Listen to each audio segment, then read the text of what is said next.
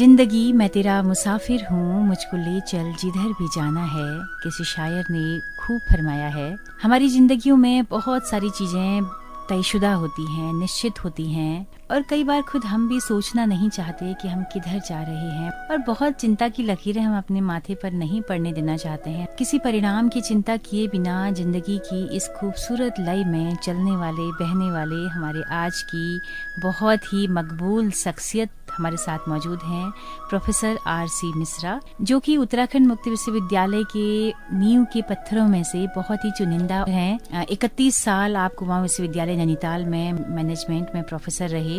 यूं तो professor RC. मिश्र 14 सालों से ही उत्तराखंड मुक्त विश्वविद्यालय में हैं, लेकिन यूं लगता है कि पूरी उम्र इस संस्थान को दे दी है, क्योंकि अपना जो सबसे सर्वोत्तम हो सकता था, अपने अनुभवों का जो सबसे क्रीम हिस्सा था, वो आपने विश्वविद्यालय को दिया है। 5 साल बारी से कुल सचिव के पद पर आप रहे। विश्वविद्यालय को मान्यता नहीं थी, वो आपने दिलवाई। यहाँ पर एकेडमिक काउंसिल और एग्जीक्यूटिव काउंसिल्स बनाने का श्रेय आपको जाता है, और नैक की B++ ग्रेड आपके अथक प्रयासों से विश्वविद्यालय को इस बार मिली है।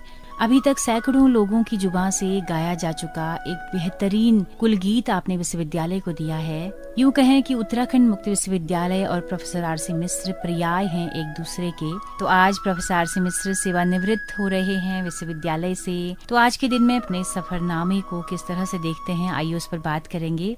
Professor RC. मिश्र, आपका बहुत बहुत स्वागत है इस रेडियो कार्यक्रम में, स्टूडियो में। सर, तो विश्वविद्यालय से जुदा होते हुए कैसा लग रहा है आपको, क्योंकि इतना नींव आप रहे हैं इस विश्वविद्यालय की, हम तमाम सारे लोग भावुक हो रहे हैं। पिछले 13 सालों से आप विश्वविद्यालय को देख रहे हैं, कहाँ से शुरू करें अगर मैं सफरनामे की बात करूँ? देखिए, कहीं भी जुड़ना बड़े हर्ष का क्षण होता है, और वहाँ से अलग होना पीड़ा का क्षण होता है, क्योंकि धीरे धीरे पिछले 13 वर्षों में मुझे लगा कि मेरी पहचान उत्तराखंड मुक्त विश्वविद्यालय बन गया है। और कहीं भी परिचय देना हो, कोई बात करनी हो, तो कहता था कि मैं उत्तराखंड मुक्त विश्वविद्यालय में काम करता हूँ, तो वो परिचय तो छूट जाता है। तो इसलिए स्वाभाविक सी बात है कि जब आप कहीं से अलग होते हैं तो वो कोई बहुत सुखद क्षण तो नहीं होता, पीड़ादायक क्षण ही होता है। लेकिन ये क्रम है, और जिस दिन व्यक्ति नौकरी ज्वाइन करता है उसी दिन अगर जीवित रहेगा तो रिटायरमेंट की तिथि भी निश्चित है कि किस तारीख को रिटायर होगा। ये बात तो बड़ी स्पष्ट है, इसमें कोई कहने की बात नहीं। लेकिन मुझे संतोष है कि 44 साल के अपने इस टीचिंग करियर में मैंने बहुत अधिक संतोष पाया है, और सबसे अधिक संतोष ये है अपने काम को सही तरीके से करने का, और विशेष रूप से अपने विषय और अध्ययन अध्यापन को इस प्रकार लेने का कि जिसमें उसे मुझे कभी कोई पछतावा नहीं है कि मैं वो नहीं कर पाया जो मुझे करना चाहिए था। लगभग सभी बातें जो मैं चाहता था वो मैं कर सका। मेरे पढ़ाए हुए विद्यार्थी आज समाज में बहुमूल्य सेवाएं दे रहे हैं, बड़े महत्वपूर्ण पदों पर हैं देश में और विदेश में, और वो आज भी मुझसे जुड़े हुए हैं और मेरे साथ उसी प्रेम और सम्मान के भाव के साथ जुड़कर बातचीत करते हैं, मिलते हैं। और मुझे ऐसा लगता है कि शायद वो एक ऐसा योगदान है जो एक शिक्षक ही दे सकता है और कोई व्यक्ति नहीं दे सकता है। उत्तराखंड मुक्त विश्वविद्यालय में आने के बाद उस तरह का क्रम तो नहीं रहा, क्योंकि यहाँ प्रत्यक्ष रूप से विद्यार्थियों से संबंध नहीं रहता है, लेकिन कुल मिलाकर कामों की विविधता इतनी अधिक थी यहाँ कि लगभग हर क्षेत्र में काम करने का अवसर मिला मुझे। और इस विश्वविद्यालय ने मुझे इतना दिया जिसके बारे में अनुमान लगा पाना बड़ा कठिन है, क्योंकि जब जिस फील्ड में नया काम करने को मिला तो नया सीखने को मिला, और जहाँ नया सीखने को मिले, मेरा मानना है कि वो शायद एक सबसे महत्वपूर्ण अवसर होता है। कुल सचिव के रूप में काम करने का मुझे पहले कोई अनुभव नहीं था, पहली बार ही मैंने वो काम किया, और उस काम को करने के दौरान प्रयास यही किया कि सभी की सहायता की जाए। जो भी लोग मेरे पास अपनी समस्या लेकर आ रहे हैं, मैं अगर कुछ न कर सकूं तो कम से कम उससे कायदे से बात करूं, उसकी समस्या को सुनूं और उसके निराकरण के लिए प्रयास करूं। इसी तरह से MPDD हो, RSD हो, एकेडमिक हो, सीका हो, इन सभी अलग अलग निदेशालयों में काम करते समय मुझे हमेशा नई नई नीतियां बनानी पड़ी, नया नया ढांचा निर्माण करना पड़ा। लेकिन ये सब कुल मिलाकर सीखने की एक प्रक्रिया थी, और इसमें मुझे बहुत कुछ सीखने को मिला। तो उत्तराखंड मुक्त विश्वविद्यालय की अपनी इस यात्रा में मैं यही कह सकता हूँ कि मैं बहुत संतुष्ट हूँ, और मैंने बहुत कुछ पाया है, और कोशिश यही की कि किसी का दिल न दुखे, लेकिन फिर भी हो जाता है काम करने के दौरान कि कुछ लोगों को मुझसे कभी कभी असहज अनुभव हुआ हो, तो वो एक अलग बात है। लेकिन सामान्यतः मेरा प्रयास यही रहा कि हर व्यक्ति की समस्या के समाधान करने की कोशिश करूं और अपने स्तर से जो हो सके वो करूं। एक बड़ी महत्वपूर्ण बात मैं आपको बताना चाहता हूं कि किसी भी ऑर्गेनाइजेशन में काम करते वक्त आपके दो चरित्र होते हैं, दो दायित्व होते हैं। एक होता है आपका व्यक्तिगत जीवन और व्यक्तिगत जीवन की प्राथमिकताएं, और एक होता है संस्था और संस्था के जीवन की प्राथमिकताएं। पता नहीं क्यों मैं पहले से ही संस्था का व्यक्ति था, इंस्टीट्यूशंस मैन जिसे कह सकते हैं। तो मेरे लिए जो प्राथमिकता रही वो मेरी संस्था रही, मेरी संस्था से मेरा जुड़ाव मेरी प्राथमिकता रही। और व्यक्तिगत काम न जाने कितनी बार हुआ होगा जो पीछे छूट गए, और चाहे वो बिल जमा करने के हों, चाहे वो अपना मेडिकल की आवश्यकता के हों, जब तक कि प्रसिंग ना हो। प्रसिंग हुई तो मेडिकल की आवश्यकता को आगे बढ़ाना पड़ा, प्राथमिक रखना पड़ा। लेकिन 99% दशाओं में मैंने संस्था के कार्य को प्राथमिकता दी, और उसमें ये इंतजार नहीं किया कि कोई क्या कर रहा है, कोई कैसे करेगा, कोई करे न करे, मुझे अपना काम करना है। ये विचार नहीं करना है कि दूसरा मुझे कहे तब मैं ये काम करूं, ये काम मेरा काम है। इस भावना के साथ मैंने काम किया और मुझे ये बहुत अच्छा लगता है इसी रूप में काम करना। मैं चाहूँगा मेरी युवा पीढ़ी जो है, आगे आने वाली जो पीढ़ी इस विश्वविद्यालय में काम करेगी, वो भी इसी भावना से काम करे कि ये मेरा काम है, ये संस्था मेरी संस्था है। क्योंकि प्रशासनिक अधिकारी तो बदलते रहते हैं, लेकिन जो संस्था है वो अपनी जगह पर रहेगी। आपका जुड़ाव संस्था से है, और ये बहुत महत्वपूर्ण है कि संस्था को अपना माना जाए, और संस्था की किसी भी आवश्यकता के लिए किसी भी स्तर तक जाकर काम करने की जरूरत पड़े तो वो करना चाहिए। तो बहुत ही प्यारी महत्वपूर्ण बात आपने बताई। सर, मैं थोड़ा विस्तार से जानना चाहती हूँ कि किराए के कमरे में हमारा विश्वविद्यालय चलता था, वहाँ से लेकर नेक का हम B++ ग्रेड तक पहुँच गए हैं। तो ये जो पूरा वर्कआउट रहा इस पूरे दौरान, पूरा जो इसकी प्रोग्रेस रही विश्वविद्यालय की, उसको अगर कुछ अपने कुछ वैसे पलों के तौर पर बताना चाहिए। बड़ी फिनोमिनल प्रोग्रेस रही है। मई 2010 में जब मैंने ये विश्वविद्यालय ज्वाइन किया तो कुसुमखेड़ा में जो स्टेट बैंक है उसकी तीसरी मंजिल पर पूरा विश्वविद्यालय हुआ करता था, और बेसमेंट में किताबें और लाइब्रेरी, ये हमारा ये स्टडी मटेरियल वगैरह ये सब पड़ा हुआ था। ये समझ में नहीं आता था कि एक ऐसा विश्वविद्यालय है जो एक हॉल के अंदर चल रहा है, लेकिन वहीं से शुरुआत हुई। उसके बाद वहीं बगल में पृथ्वीराज सिंह का एक बना हुई बिल्डिंग थी, वो बिल्डिंग ली गई। उस बिल्डिंग को किराए पर लेने के बाद हमने शुरुआत की और लगा कि जैसे कुछ खुली जगह में आ गए हैं। एकदम महसूस होने लगा कि हम बड़ी खुली जगह में अब आ गए हैं। वो जगह भी बहुत अपर्याप्त थी, लेकिन इसके बावजूद वहीं से हमने काम शुरू किया और विश्वविद्यालय का आधारभूत ढांचा वहीं पर निर्मित हुआ। जैसे उदाहरण के लिए आपको बताऊं कि इस विश्वविद्यालय की एकेडमिक काउंसिल, एग्जीक्यूटिव काउंसिल, ये इकाइयां भी गठित नहीं थी। इतना ही नहीं, विश्वविद्यालय को धारा 2F में यूजीसी के अंतर्गत कोई मान्यता नहीं थी। यानी स्वाभाविक सी बात है कि जितने विद्यार्थियों को तब तक डिग्रियां दी गई थीं, वो डिग्रियां एक तरह से मान्य नहीं थी, क्योंकि कोई भी डिग्री तभी मान्य होती है जब पहले एकेडमिक काउंसिल जो है वो उसे अप्रूवल देती है।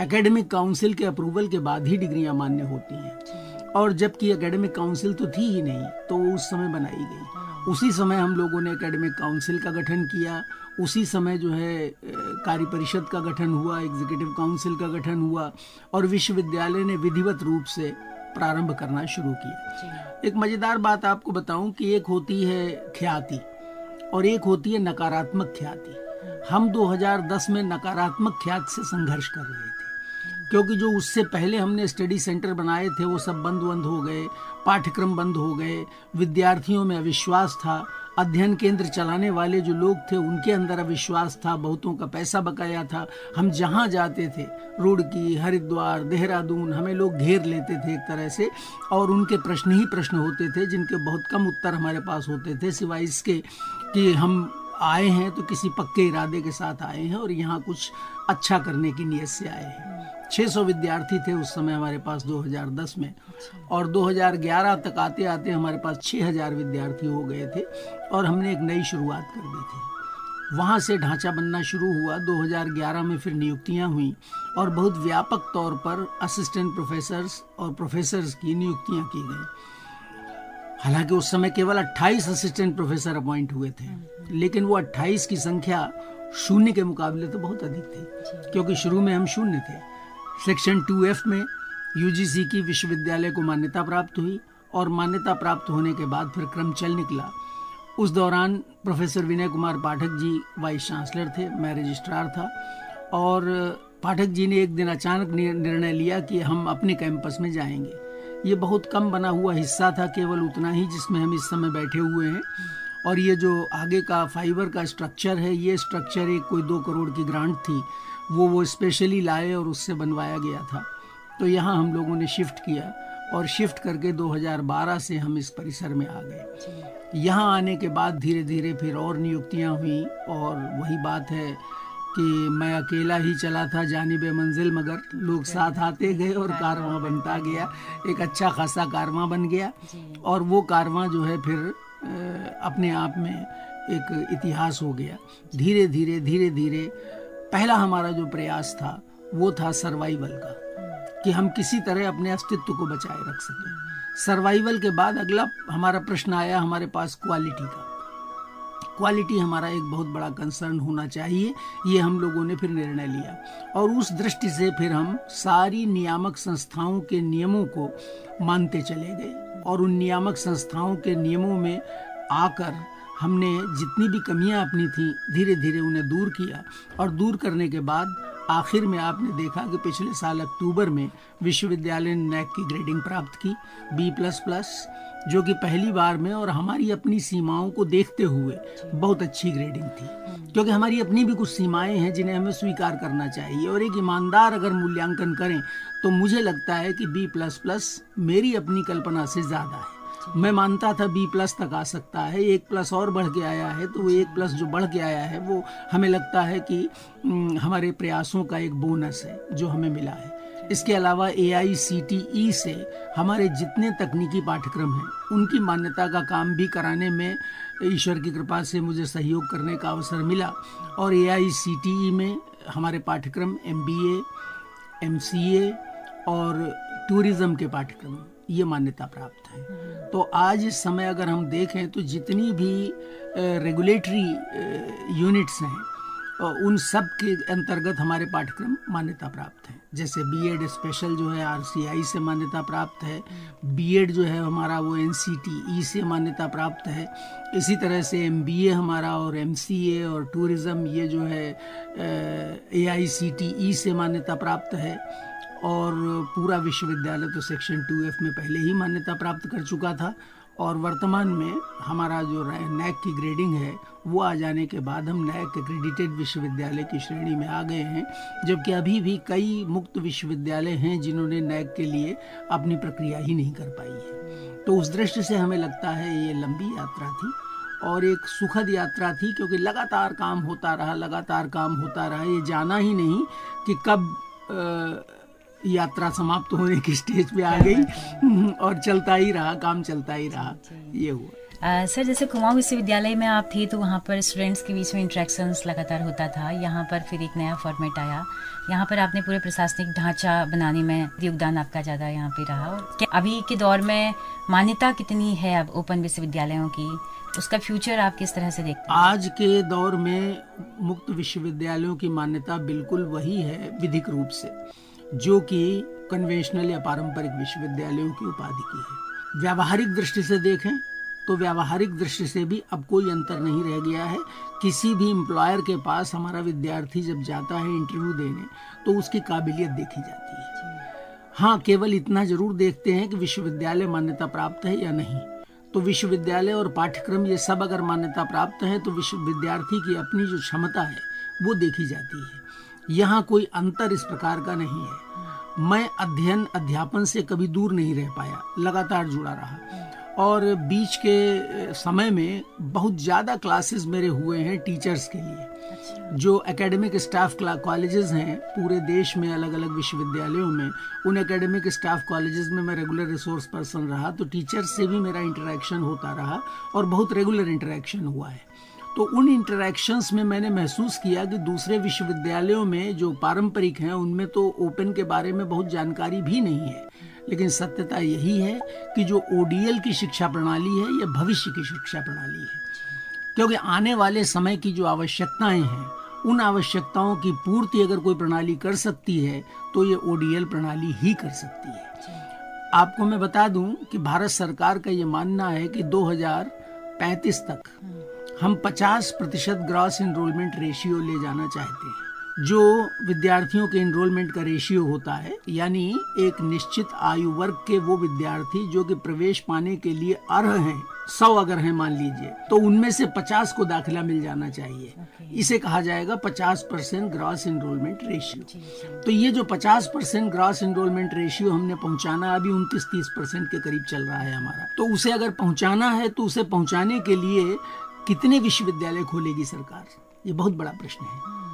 क्योंकि विश्वविद्यालय खोलने में ढांचागत संसाधन जुटाने में बहुत अधिक व्यय करना पड़ता है, जबकि एक मुक्त विश्वविद्यालय बड़ी आसानी से एक जगह पर ढांचा क्रिएट करके, और जैसे हमारा विश्वविद्यालय इस समय 90,000 से 1 लाख के बीच विद्यार्थियों को लेकर चल रहा है, तो इसी तरह से कोई भी मुक्त विश्वविद्यालय बहुत व्यापक तौर पर जो है वो विद्यार्थियों को लाभ पहुंचा सकता है।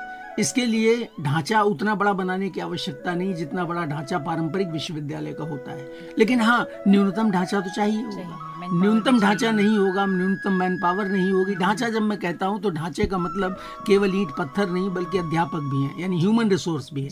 फिजिकल रिसोर्स और ह्यूमन रिसोर्स, फाइनेंशियल रिसोर्स सभी कुछ एक साथ चलता है।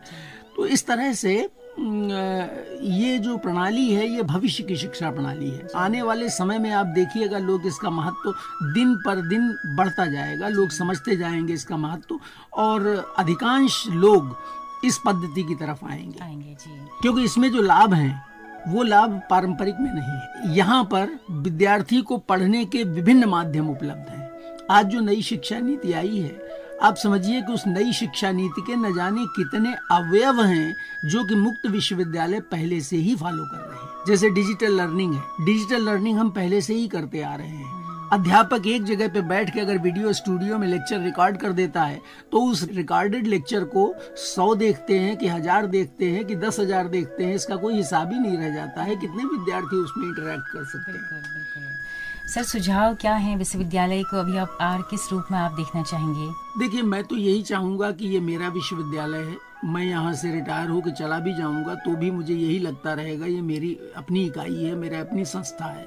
तो मैं यही चाहूंगा कि ये उत्तरोत्तर प्रगति करे, नए नए मानदंड गढ़े, अपने को मजबूत करे और अपने विद्यार्थियों को वो स्थायित्व और स्थिरता प्रदान करे जो उन्हें चाहिए। कौशल विकास आवश्यक है, भाषाएं भी उतनी ही आवश्यक है, साहित्य भी उतना ही आवश्यक है, समाज विज्ञान उतना ही आवश्यक है। और नई शिक्षा नीति में यही प्रयास किया गया है कि सारे विषयों को बच्चा पढ़े, और इसीलिए ताकि उसका व्यक्तित्व जो है वो एकांगी व्यक्तित्व न हो। ऐसा न हो कि वो एकांगी है और दूसरे विषय के बारे में उसे कुछ भी जानकारी नहीं है, ये नहीं होना चाहिए।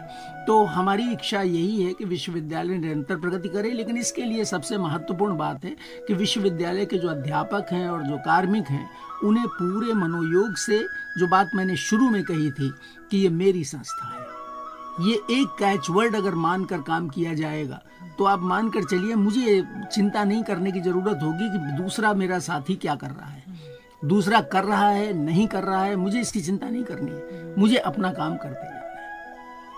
इस धारणा से अगर हमारे साथी काम करेंगे तो मुझे यकीन है कि आने वाले समय में विश्वविद्यालय और अधिक आगे बढ़ेगा और अधिक प्रगति करेगा। जी। सर, 44 साल पहले जब जुड़े थे आप अकादमिक जगत से, एटीज का शायद दौर रहा होगा, तो कुछ अनुभव अगर वहाँ के बताना चाहें, ज्वाइनिंग के वक्त पे क्या स्थितियाँ थी? 24 फरवरी 79 को मैंने ज्वाइन किया था नैनीताल में, और उस समय बहुत कम उम्र थी, 21 साल की उम्र थी मेरी। अच्छा। और कुछ मुझे ये भ्रम था कि मैं बहुत काबिल हूँ और दूसरों को कुछ नहीं आता जाता है, इस तरह का भ्रम मैंने अपने मन में पाल रखा था। क्योंकि स्टडी आपकी कहाँ से हुई थी? लखनऊ विश्वविद्यालय का विद्यार्थी था। लेकिन धीरे धीरे पता चला कि मैं बड़ा बेवकूफ़ हूँ और अभी दुनिया से बहुत कुछ सीखना है। तो जब आदमी शुरू करता है तो उस समय खुले मन से अपने वरिष्ठों से सीखना चाहिए। काबिलियत, विशेषता, कौशल हर एक में होता है, कोई न कोई कौशल, कोई न कोई काबिलियत, कोई न कोई विशेषता होती है। लेकिन इसके साथ साथ समय के प्रवाह में मजकर इस सब का पैनापन बढ़ता है और इसमें जो मैच्योरिटी आती है वो मैच्योरिटी किसी भी व्यक्तित्व को बेहतर बनाती है। और जैसा मैंने अभी शुरू में कहा था कि इंस्टीट्यूशंस मैन, किसी भी व्यक्ति को प्रयास ये करना चाहिए कि वो संतुलन स्थापित करे। व्यक्तिगत विकास और संस्थागत विकास दोनों के बीच में एक संतुलन रखना चाहिए। आप व्यक्तिगत विकास को भी छोड़ नहीं सकते हैं और आप संस्था के विकास से भी दूर नहीं रह सकते हैं। तो दोनों के बीच में एक संतुलन स्थापित करके आगे बढ़ना चाहिए, मेरा ये मानना है। चूंकि मैंने धीरे धीरे सीखा है सभी कुछ, और हर कोई धीरे धीरे ही सीखता है। ये ठीक है कि मेरी भाषा पर पकड़ अच्छी थी शुरू से ही, एक सामान्य ज्ञान जिसे कहते हैं, जो कॉमन सेंस जिसको हम कहते हैं, वो बेहतर था। तो किसी भी व्यक्ति के पास भाषा है अच्छी, संप्रेषणीयता है, सामान्य ज्ञान अच्छा है और विषय में अगर मन लगाकर वो प्रयास करे तो अच्छा अध्यापक हो सकता है। आज ही मैं अपनी एक सहयोगी से बात कर रहा था, डॉक्टर मंजरी से, तो बातचीत हो रही थी कि जब चाक से सने हुए हाथ लेकर क्लास लेकर लौटते थे तो मन में कुछ लड्डू थे फूटते थे, ऐसा लगता था आज मजा आ गया, आज मजा आ गया। वो मजा क्या था? यही कि मैं विद्यार्थियों को वो दे पाया जो मैं देना चाहता, या उससे ज्यादा भी दे पाया। तो वो शुरुआती दिनों के अनुभव इसी प्रकार के हैं और उन्हीं में कभी कभी ऐसा होता था आज वो नहीं दे सका जो सोचा। तो दोनों तरह की भावनाएं होती हैं कि एक तो बहुत सफल होकर आप क्लासरूम से लौटते हैं और एक उतने सफल होकर नहीं लौटते हैं। लेकिन जो मुक्त विश्वविद्यालय के अंदर कक्षाओं का सिस्टम है, जिसे हम काउंसलिंग कहते हैं, परामर्श सत्र कहते हैं, वो और ज्यादा चैलेंजिंग है, वो बहुत ज्यादा चैलेंजिंग है। मैंने ऐसे बहुत से सत्र लिए हैं जिन सत्रों में विद्यार्थी क्या पूछेगा इसको आपको पता ही नहीं है। एक प्रश्न पूछता है, उसके एक के प्रश्न से न जाने कितनों के उत्तर हो जाते हैं और वो एक प्रश्न का उत्तर समाप्त होते होते दूसरा प्रश्न आ जाता है, फिर तीसरा प्रश्न आ जाता है और जो अध्यापक है उसे उन प्रश्नों के आधार से अपने को ढालना पड़ता है। ये नहीं कि मैं क्या तैयार करके लाया हूं, मैं क्या पढ़ाऊंगा, नहीं, विद्यार्थी जो पूछना चाहता है मैं वो पढ़ाऊंगा। तो ये जो ओपन यूनिवर्सिटी में काउंसलिंग सत्र हैं, वास्तव में ये बहुत चैलेंजिंग है और क्लासरूम टीचिंग जो कन्वेंशनल की है उसके मुकाबले ज्यादा चैलेंजिंग, ज्यादा चैलेंजिंग। सर, मुक्त विश्वविद्यालय का एक बहुत ही खूबसूरत कुलगीत आपने लिखा, कैसे प्रेरणा मिली? तभी एहसास हुआ होगा कि एक कुलगीत होना चाहिए। या 2010 में जब एकेडमिक काउंसिल का गठन हो गया तो पाठक जी ने ये सवाल उठाया कि बोले साहब विश्वविद्यालय का कुलगीत लिखा जाना है। कहने लगे मिश्रा जी किससे करें, किससे बात करें, क्या करें? तो पता नहीं क्यों मेरे मन में आया, मैंने कहा मैं हूँ यहाँ तो आप किसी से क्यों बात करेंगे, मैं लिखूंगा। और उसका जो पहला अंतरा है वो पता नहीं कहाँ से ईश्वरीय प्रेरणा से बहुत जल्दी निकल आया, दूसरा भी निकल आया, तीसरा भी उसके बाद बन गया। चौथे के बनाने में मुझे बड़ी कठिनाई हुई, चौथा नहीं बना, उसमें बड़ा समय लगा और बहुत दिमाग लगाने के बाद आखिर में जो है विद्या परिषद और कार्य परिषद की बैठक में जब इसे प्रस्तुत किया गया, बाकायदा म्यूजिकल इंस्ट्रूमेंट्स के साथ कुछ लोगों ने गाया तो सभी ने अप्रिशिएट किया और सबने कहा चौथा कमजोर हो रहा है। मैंने कहा हाँ, मैं खुद ही मानता हूँ चौथा कमजोर है और इसे मैं एक हफ्ते के अंदर ठीक कर दूंगा अगर आप लोग अनुमति दे तो सबने कहा नहीं ठीक है, बहुत अच्छा कुलगीत है, आप चौथे को भी ठीक कर दीजिए। तो वो चौथा फिर बाद में विद्या देती विनय पात्रता शुभ प्रसाद धन सुख का, ज्ञान मोक्ष का द्वार यही, उद्घोष देव संस्कृति का, नई विधाएं नई दिशाएं पथ नवीन आशा का, मुक्त विश्वविद्यालय अपना है अभियान प्रगति का। ये सबसे आखिर में लिखा था। पहला और दूसरा और तीसरा ये तो ऐसे निकले हैं कि जैसा लगता है जैसे कविता के लिए कई बार क्या कहते हैं मैं आपको बताऊं। गालिब साहब एक शेर में कहते हैं, आते हैं गैब से ये मज़ामी ख्याल में, गालिब सराय खाम नवाए सरोश है। ये जो मसले जिन पे मैं लिखता हूँ ये अदृश्य लोक से मेरे मस्तिष्क में आते हैं। गैब माने अदृश्य लोक, तो आते हैं गैब से ये मज़ामी ख्याल में, ये मैटर्स मेरे दिमाग में जो है अदृश्य लोक से आते हैं। और गालिब सराय खाम, कलम की आवाज, मेरी कलम की जो आवाज है वो वास्तव में देवदूतों की आवाज है, नवाए सरोश है। होता यही है, मुझे ऐसा लगता है कि कविता कोई भी कह देता है मैं कवि हूँ, मैं कविता लिखता हूँ, मैं अपने को न कवि मानता हूँ न कोई ऐसा लिखने की क्षमता वाला व्यक्ति मानता हूँ, लेकिन यही है कि कुछ ईश्वरीय प्रेरणा होती है, कुछ अंदर से विचार आते हैं और वो विचार कागज पर उतर जाते हैं और अगर वो मीटर पे, पैमाने पे, मात्रा पे, छंद पे सही बैठते हैं तब वो कविता बनती है। तो कविता का पहला गुण यही है, एक तो शास्त्रीयता के साथ उसमें लालित्य और माधुर्य होना बहुत आवश्यक है अगर लालित्य और माधुर्य नहीं है तो फिर कविता अपने आप में, मुझे तो कविता नहीं लगती, बाकी अपनी अपनी सबकी पसंद है। जी। तो सिर्फ पढ़ने लिखने का शौक ये स्कूली जीवन से ही शुरू हो गया? हाँ, ये हमेशा से था, ये हमेशा से था। मुझे एक विद्यार्थी की हैसियत से भी डिबेट में भाग लेना, स्पीच बोलने की प्रतियोगिताओं में भाग लेना आदि इत्यादि, ये सब शुरू से था। और साहित्य में रुचि मेरी बहुत थी। आज भी मैं रोजी रोटी के लिए तो कॉमर्स मैनेजमेंट का हूँ, लेकिन अंदर से पूछें तो मैं साहित्य का हूँ। और वो साहित्य में मेरी कोई वर्जनाएं नहीं है। मेरे लिए हिंदी, अंग्रेजी, उर्दू, संस्कृत, ये चारों साहित्य समान रूप से प्रिय हैं और चारों को मैं समान रूप से पसंद करता हूँ। काफी पढ़ा भी है आपने, कभी कुछ किताबों पर हम चर्चा फिर से करेंगे। बिल्कुल। क्या क्या चीजें पढ़ी जानी चाहिए, क्या संदेश सर आप देंगे चलते चलते हमारी तमाम विश्वविद्यालय परिवार के लिए, तमाम एकेडमिक जगत के लिए? मेरा संदेश यही है कि अध्यापकों ने पढ़ने की आदत को बढ़ाना चाहिए, क्योंकि जितना ही आप पढ़ोगे उतना ही आपका दृष्टिकोण व्यापक होगा। और जब दृष्टिकोण व्यापक होगा तब जो आप करोगे वो अधिक परिपक्व होगा और अधिक महत्वपूर्ण होगा। और संस्था के साथ अपने जुड़ाव को सर्वोच्च प्राथमिकता देनी चाहिए, क्योंकि हमारे लिए सबसे महत्वपूर्ण अपनी संस्था है। जी बिल्कुल। यही सर हल्द्वानी में आप रहते हैं, तो अभी आप यहीं हमें उपलब्ध रहेंगे हमेशा ही? हमें अभी तो हैं, आगे ईश्वर उत्तराखंड की धरती में जो है बिल्कुल आप सारा जीवन उत्तराखंड में कटा है, अब कहाँ जाएंगे। जी सर, रेडियो आपके सामने स्थापित हुआ है, कुछ आप कहना चाहें रेडियो के लिए? हाँ, रेडियो के लिए बहुत प्रयास किया था हम लोगों ने एक जमाने में। तब जाके ये 10 किलोमीटर की रेंज का कम्युनिटी रेडियो बना था, जिसे आप लोगों ने इंटरनेट से जोड़कर और इसकी सीमाओं को बढ़ा दिया है। रेडियो ने इस बीच में बहुत विविधता दिखाई है और अपने कार्यक्रमों में एक तरह से कहना चाहिए कि नवीनता का बहुत बड़ा पुट लाया है। क्योंकि मैं निरंतर आपकी पोस्ट देखा करता हूं, जिनमें मुझे पता चलता रहता है कि वास्तव में सामुदायिक रेडियो अपने सामुदायिक नाम को सार्थक कर रहा है। शिक्षण से संबंधित भी आपके कार्यक्रम प्रसारित होते हैं और समुदाय के प्रश्नों और समस्याओं को लेकर भी आपके कार्यक्रम प्रसारित होते हैं। आपने इसे केवल इस कमरे तक महफूज नहीं रखा है, बल्कि आप इसे इस कमरे से बाहर ले जाकर भी वहां से भी इंटरव्यू करके लाए हैं। और ये सब के लिए आपकी पूरी टीम साधुवाद की पात्र है। विशेषकर आपको मैं इसमें साधुवाद कहना चाहूँगा और चाहूँगा कि रेडियो अनवरत इसी प्रकार अपना कार्य करता है। बहुत शुक्रिया सर, आपके सानिध्य ही हमको शुरुआत में भी मिला है, बहुत सारी गाइडेंस मिली है यहाँ पर जब मैंने ज्वाइन किया था। तो हम चाहेंगे कि आगे भी आपका सानिध्य मिले और हम सीरीज में कुछ बातचीत रेगुलर रेडियो के जरिए करें। बिल्कुल। तो आपसे हम समय की भी डिमांड करेंगे और हम चाहेंगे कि हम आशीर्वाद भी मिले। जी, हम लोग बात कर लें। जी, बहुत शुक्रिया सर आपका। तो दोस्तों, श्रोताओं, आप सबका भी बहुत बहुत शुक्रिया इस कार्यक्रम में अंत तक हमारे साथ बने रहने के लिए। बातचीत कैसी लगी, अपना फीडबैक जरूर दीजिएगा। जैसा कि हम बताते हैं कि हमारा रेडियो एक सामुदायिक रेडियो है, जिसकी पहुंच रेडियो में केवल हल्द्वानी शहर तक है। लेकिन अगर आप दूर दराज पहाड़ों में या देश के किसी भी हिस्से में इस रेडियो को सुनना चाहते हैं तो हमारे यूट्यूब चैनल के जरिए आप इन कार्यक्रमों को सुन सकते हैं। हेलो हल्द्वानी नाम से हमारा यूट्यूब चैनल है, फेसबुक पेज है। आपके फीडबैक का बहुत बेसब्री से हमें इंतजार रहेगा।